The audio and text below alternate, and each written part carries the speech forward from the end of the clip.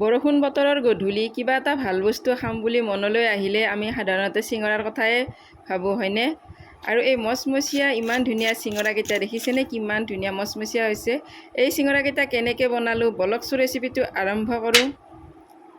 প্ৰথমতে মই এটা বাউল লৈছোঁ আৰু বাউলটোত লৈছোঁ এবাটি ময়দা আৰু ময়দা বাটি লৈ মই ইয়াতে দি দিছোঁ এচামুচ চপ, যিটো মই হাতেৰে মোহাৰি দিলোঁ, দেখিলে মোহাৰি দিব লাগে। আৰু নিমখ দিলোঁ অকণমান সোৱাদ অনুযায়ী। নিমখখিনি আৰু চপখিনি দিয়াৰ পাছত মই দি দিলোঁ এইখিনি ভালদৰে সানি শুকান বস্তুখিনি, আৰু তাৰ পাছত মই দি দিলোঁ 2 চামুচ ডালডা। আৰু আপোনালোকে তেল ব্যৱহাৰ নকৰিব। মচমচীয়া যদি চিঙৰা খাম বুলি ভাবিছে তেন্তে ডালডা বা ঘিহে ব্যৱহাৰ কৰিব, কাৰণ তেলত ইমান ভাল ৰিজাল্ট নহয়। আৰু ইয়াত দেখিছেনে ইমান ধুনীয়া হৈছে। মই কিন্তু আৰু 2 চামুচ দিছোঁ, মুঠতে মোৰ 4 চামুচ হৈছে। 4 চামুচ ডালডা দিছোঁ। দিয়াৰ পাছত মোৰ এয়া ময়দাখিনি দেখিছে ভিজা ভিজা হৈছে ধুনীয়া। আৰু এতিয়া মই ঠাণ্ডা পানীৰে এই ময়দাখিনি ধুনীয়াকৈ এটা ডো বনাই ল'ম। গৰম পানী একেবাৰে ব্যৱহাৰ নকৰিব। ঠাণ্ডা পানী কাপ এটাত মই এনেদৰে লৈছোঁ। লৈ মই এতিয়া ডোটো ৰেডি কৰিম। আৰু ডোটো মোৰ হৈ গ'ল। ভালদৰে এই ডোটো, চিঙৰাৰ ডোটো ভালদৰে মঠিব লাগিব। গাত বল যিমান আছে পূৰা একদম ব্যৱহাৰ কৰিব লাগিব। ব্যৱহাৰ কৰি কৰি খোৱাত যেনে মজা, কৰাটো কিন্তু তেনেকুৱাই মজা। সিমানেই কষ্ট। গতিকে যিমান গাত বল আছে সিমান জোৰেৰে পূৰা মঠি মঠি, কষ্টৰ ফল মিঠা বুলি কয় নহয়, এইটো কিন্তু কষ্টৰ ফল মিঠা নহ'ব, নিমখীয়াই হ'ব। নিমখীয়া মছলাদাৰ বস্তু হ'ব। গতিকে মই বাতিটোত মঠাৰ পাছত আকৌ মই বেলনাখনত লৈছোঁ। বেলনাখনতো কিন্তু এনেদৰে ভালদৰে মঠিব লাগিব, তেতিয়াহে ৰিজাল্ট ভাল হ'ব। একদম ইয়াক কোবাই ধুবাই ঠিক কৰিব লাগিব, যিমান পাৰি সিমান। আৰু এনেদৰে মোৰ হৈ গ'ল। ফাইনেলি মই 10 মিনিটমানৰ পিছত মোৰ কিন্তু ফাইনেল লুকটো এইটো আহি গ'ল। গাত যাতে ফাট নৰয়, ডোটোত যাতে ফাটবিলাক নাথাকে, নহ'লে ফাট যদি থাকে চিঙৰাও ফাটিব আৰু চিঙৰা ভাজি থাকোঁতে ফুলি আহিব, বেয়া হৈ যাব। গতিকে ফুলি নাহিবৰ কাৰণে এনেদৰে ভালদৰে মঠিব আৰু ৰিফাইন তেল ব্যৱহাৰ নকৰি ঘি বা ডালডা ব্যৱহাৰ কৰিব, তেতিয়া ৰিজাল্ট চাব ধুনীয়া হ'ব আপোনালোকৰো। আৰু মই এনেদৰে কাটি ল'লোঁ টুকুৰা কৰি। তাৰপাছত মই এতিয়া বেলিম চিঙৰা বনাবৰ কাৰণে। বেলাৰ আগতে মোক লাগিব এটা বস্তু, চিঙৰাত যিটো আলু দিম সেই আলুটোতো ৰেডি কৰিব লাগিব।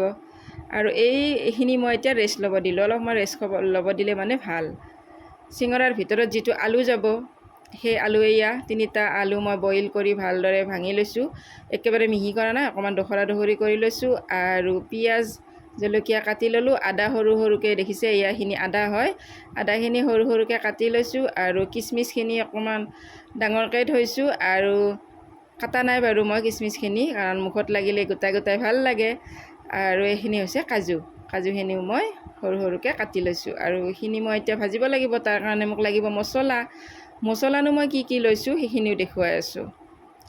মছলাৰ ভিতৰত আছে এয়া নিমখ, জিৰাৰ গুড়ি, জলকীয়াৰ গুড়ি, হালধি আৰু ধনিয়া গুড়ি, গোটেইখিনি লৈ মই এতিয়া এইখিনি ভালদৰে তেলত এতিয়া ভাজিম। আৰু চিঙৰাৰ ভিতৰত আলুখিনি যদি সোৱাদ নালাগে তেন্তে চিঙৰাটোও সোৱাদ নালাগে। গতিকে ভিতৰৰ আলুখিনিও সোৱাদ হ'বৰ কাৰণে তেল অলপমান বেছিকৈ দিব। ভাজিবৰ কাৰণে পানী একেবাৰে ব্যৱহাৰ নকৰিব। আলুখিনি ভাজিব, পানী দিলে বেয়া হৈ যাব, লেটলেটীয়া হৈ যাব, সোৱাদ নালাগিব। আৰু ইয়াতে মই পিঁয়াজখিনি ভজা হোৱাৰ পাছত দি দিলোঁ কাজু, কাটি থোৱা কাজু আৰু কিচমিচখিনি। আদাখিনি কাটি কাটিয়ে দিব, পেষ্ট নকৰিব আদাৰ। আদাটো হজম কৰাত সহায় কৰে, যিহেতু চিঙৰা খালে আমাৰ গেছ হয়। গতিকে আদা এনেদৰে সৰু সৰুকৈ কাটি দিব। আৰু মই দিছোঁ যিহেতু চপটো কিন্তু হজম কৰাত সহায় কৰে। যিটো চিঙৰাৰ মই ডো বনাইছোঁ তাতো চপ দি লৈছোঁ। আৰু মোৰ মছলাখিনি ভজা হৈ গ'ল কথা পাতি থাকোঁতে, কৈ থাকোঁতে। আৰু এতিয়া দি দিলোঁ মই আলুখিনি এতিয়া মই ভালদৰে ভাজি ল'ম। আলুখিনি কিন্তু অকণমান সময় ভাজিব, যাতে আলুৰ কেঁচা গোন্ধটো যাতে নাথাকে। বইল কৰাৰ পাছতো এটা আলুৰ গোন্ধ থাকে ন, সেই গোন্ধটো নোযোৱালৈকে মই কিন্তু বহু সময় ভাজিম। আৰু আপোনালোকক এটা কথা কওঁ, যদি মোৰ ৰেচিপিবোৰ, যদি মোৰ ব্লগবোৰ, যদি মোৰ ভিডিঅ'বোৰ চাই আপোনালোকে ভাল পায়, তেন্তে ভিডিঅ'টোত প্লিজ এটা লাইক কৰিব আৰু কমেণ্ট কৰিব। চেনেলটোলৈ যদি নতুনকৈও আহিছে তেন্তে এটা ছাবস্ক্ৰাইব কৰি দি যাব। কাষতে থকা বেল আইকনটো বজাই দিব, তেতিয়াহে মোৰ ন'টিফিকেশ্যনবোৰ আপোনালোকে পাবগৈ। আৰু ভালদৰে মই এতিয়া আলুখিনি ভাজি লওঁ। আৰু বৰষুণ বতৰত সঁচাকৈ বিৰাট ভাল লাগে এনেকৈ ঘৰত বনোৱা বস্তু খাই, কাৰণ দোকানৰ পৰা কিনি খোৱাৰ উপৰিও এনেকৈ ঘৰত বনাই খালে ভাল লাগে। আৰু আলুখিনি মোৰ ভজা হৈ গ'ল, ঠাণ্ডাও হৈ গ'ল। এতিয়া মই চিঙৰাৰ কাৰণে বেলি ল'ম ৰুটি। ধুনীয়াকৈ মই এতিয়া বেলি ল'ম। ৰুটি এটা বেলিবলৈ মানে যিমান বহলকৈ বেলোঁ সিমান বহলকৈ চিঙৰাৰ কাৰণে মই এয়া বেলি লৈছোঁ।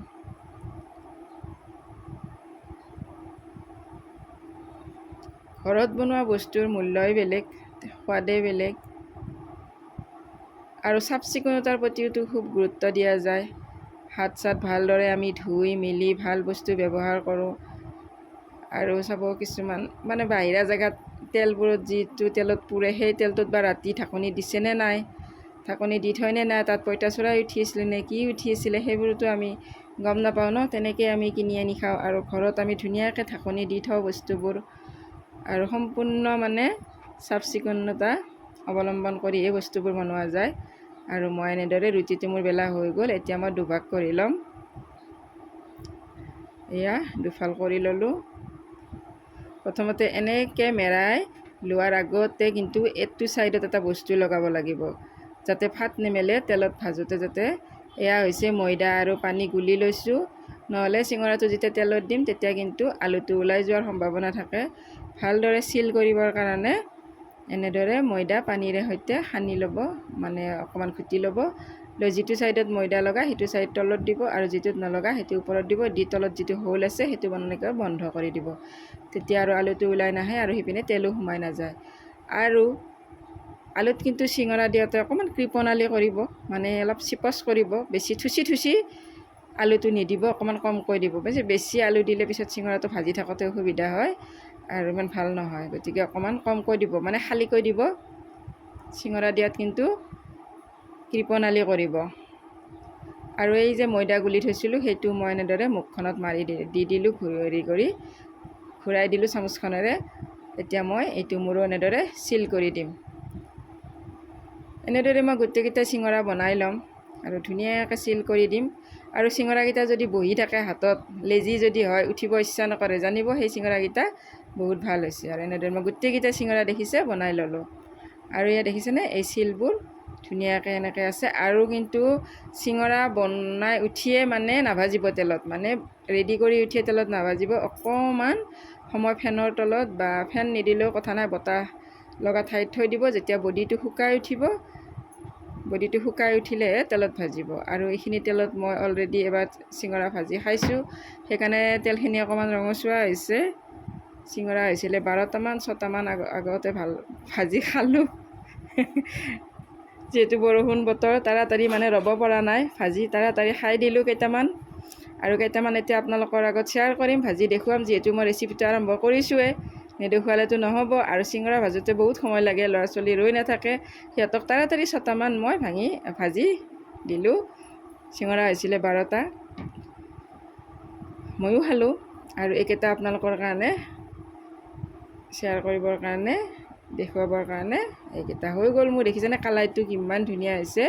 কালাৰটো যিমান ধুনীয়া হৈছে কিন্তু সোৱাদো সিমানেই ধুনীয়া হৈছে।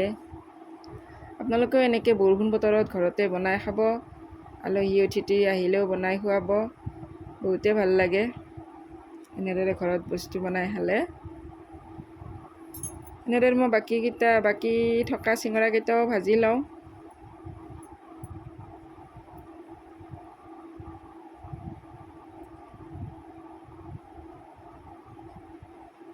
আৰু মোৰ তেল অকণমান কম হৈ গ'ল, ৰিফাইন তেল অকণমান বেছিকৈ দিব লাগে, মানে ডুব যাব লাগে।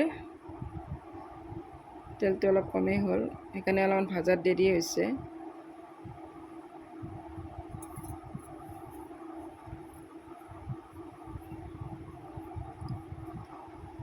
আৰু দেখিছে কিমান মচমচীয়া হৈছে আৰু মোৰ কিন্তু চিঙৰাৰ কিন্তু বডিটো ফুলি অহা নাই দেখিছেনে আপোনালোকে ধুনীয়া হৈছে খাস্তা হৈছে একদম মচমচীয়া হৈছে আৰু ভজা হোৱাৰ পাছত মই এয়া বাতিটোত লৈছোঁ চচখিনিও মই ঘৰতে বনাইছিলোঁ বিলাহী টমেটো চচ আৰু এতিয়া মই গৰমে গৰমে খাম আৰু দেখিছে চাউণ্ড